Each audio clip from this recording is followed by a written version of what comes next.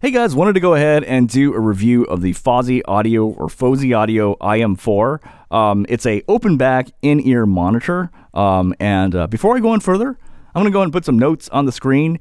Please note that whatever is in the notes is actually going to be different from the video, but I definitely recommend checking out the notes because it goes over in much more granular detail about different things. But just to pass the time, since there's a lot of notes, I'll just quickly talk about the accessories on here. So it looks like this. I think the design of it looks freaking beautiful. It comes with basically bass tips, comes with balance tips, and it comes with deep bass tips. Now the balance tips actually look more wide bore-ish to me, so I didn't use those. And then the bass tips look more like narrow bore, and I think the deep bass look like really, really narrow bore. So I didn't use those. I used the bass tips. The other thing to note is that when you look inside, there's a gold nozzle and then the default black nozzle. I tested both of them, and in the end, I just stuck with the black nozzle because that gold nozzle kind of makes things a little bit spicier. So I just stuck with this.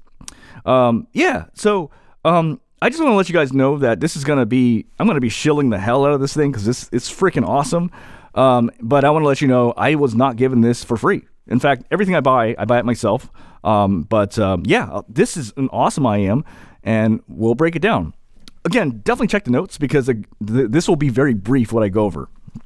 Okay, so the first thing I want to say is how would I describe the tuning of this if I had to take a guess? So I go over this actually in the notes where I actually talk about a ton of different IEMs and where I think it maps relative to this. The impression I get is that this is a U-shaped IEM that's tilted warm. So it's kind of like Performer 5+2 if it was warmer. If it was Cadenza 4, if it was warmer. If it was Kiwi or Astral, if it was warm. Is the way I could, like the best way, it's like that. The other way to look at it is if you look at my review of Sibga Q, it's pretty similar to that as well. And in some ways they trade blows. They're different. Sibga Q was better at female vocals. This is better at, I think, male vocals. Or like they trade blows in different ways. Sibga Q has better bass. This obviously has better aesthetics, better comfort, things like that, right? So, but they're very similar. In fact, when you actually look at the graphs, they actually are not too far off. And I want to mention something which I thought was kind of interesting. At first, I'm simplifying this, but then I actually do go over this in the notes. When you look at the two graphs of let's say there's like two IEMs like this, right? At first when I look at them, I'm like, no, wait, they look pretty, like that looks brighter. But then what I would notice is that with the Fosi IM4, like right on here, around like 8K and on, there would be this really large dip down. And what I didn't realize is that is what is making it sound warmer.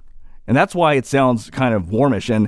But it's not warm. If you look at my notes, there are clearly some IMs that are warmer than this IM. It's kind of like, again, it's kind of like the Sibga Q. Kind of like it's like drops of warm in it, like it's kind of like, it's like, but in many ways, I think I personally think that I prefer that because it basically is warmer than all bright IMs, warmer than all what I think are called neutral IMs.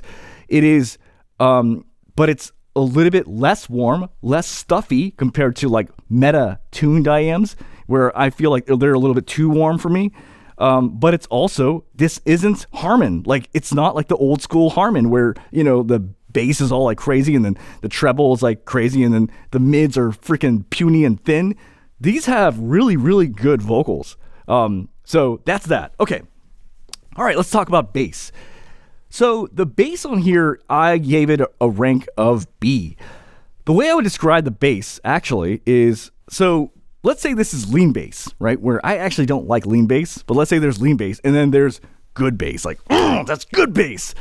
Imagine something that's right in between. It's like, it's almost here, but it's almost there. It's like right in the middle. That's how it feels like. It's like you're almost good bass, but you're almost shitty bass. You're right there, right? So for me, I felt like bass-wise, but it also could be depending on the ear tips I have, but it's right in between lean bass and really hecking good bass, which is why I give it a rank of B. The sub bass is actually somewhere between correct and above correct.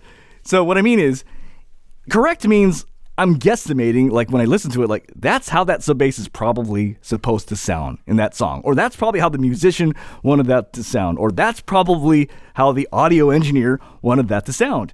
Well, this is anemic, like a lot of Moondrop IEMs. We're like, no, you're wrong. You got to add more. Like, that's too little. That's actually below correct. And this is like, where the hell is your sub bass? Here is like above correct, as in like it's more fun. Like, ooh, this is fun. And then here is like Beats by Dre, like, whoa, that's a lot. You know what I mean? So it's right here, above correct. It's right here for sub bass. For female vocals, I would actually rank this a grade of A. I thought it was really well done. Female vocals are practically almost perfect. I'm not going to go over into too much detail, and I'm being very brief here. Just check the notes. But in my opinion, I would give it a ranking of A. It's not quite S. And the reason I say S is like Misty Blue that I reviewed a few days ago. That is like, holy crap, I've never heard anything like that in my life. It's like really unique, you know? A is, in my opinion, where it's like, okay, let me give you a bad analogy, right? But you'll follow me. It's like, yeah, you're doing great. Yep, perfect, you did great. That's A, okay?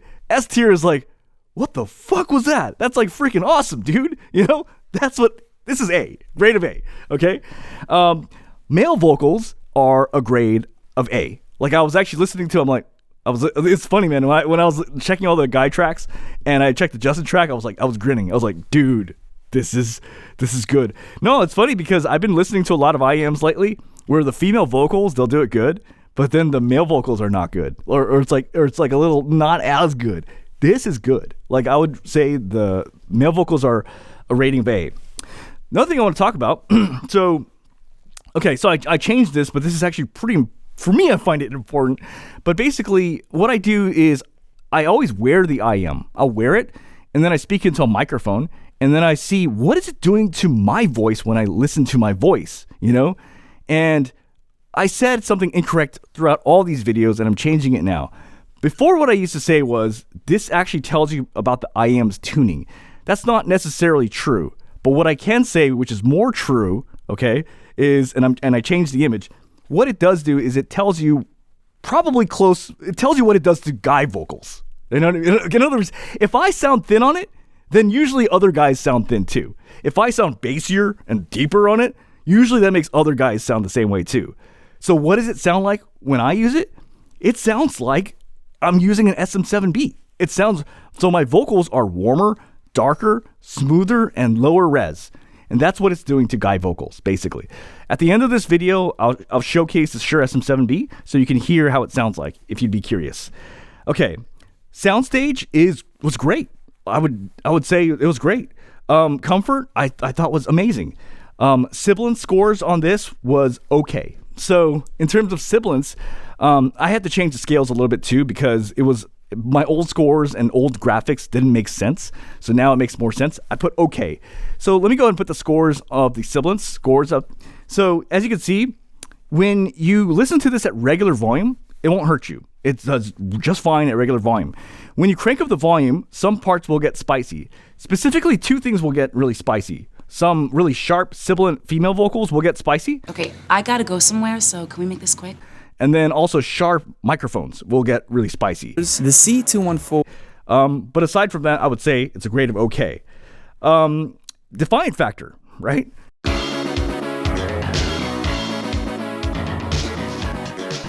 So overall, I would actually say this is better than the Defiant. I think actually this is kind of like a warm tilted Defiant. And I really love the way this sounds. It's a very, well, I can't say it's a very unique sound because I would say this is pretty close to the Sibga Q, but I can say this is a much easier IEM for me to sell to others because it's so beautiful. So if you want a more beautiful looking Sibga Q, get this. So that's everything in a nutshell. And the next section will do you'll hear the microphone that this sounds like on guy vocals next. Hey guys, so this is the Rode NT1. The Rode NT1 is a neutral microphone or flattish microphone, or at least that's what most audio engineers know this as. So this is not how my voice sounds like on this IEM. When I use this IEM, it actually sounds more like a Shure SM7B. But before I do that, I'm going to show you a contrast, what it doesn't sound like, because I've seen some other IEMs that actually do sound like this, and I hate it. But basically, this is a bright sounding microphone. Hello, testing 1 2 3. Can you hear the difference? This is a bright sounding microphone. Some IEMs will actually give you a bright sounding microphone. So that means they're actually making vocals a little bit brighter. But actually, what this IEM actually does to male vocals, it actually makes your voice sound more like this. Hello, microphone check. You see that? My voice is a little bit warmer, a little bit smoother, a little bit lower res, but a little bit pitched lower. That's what it does to guy vocals.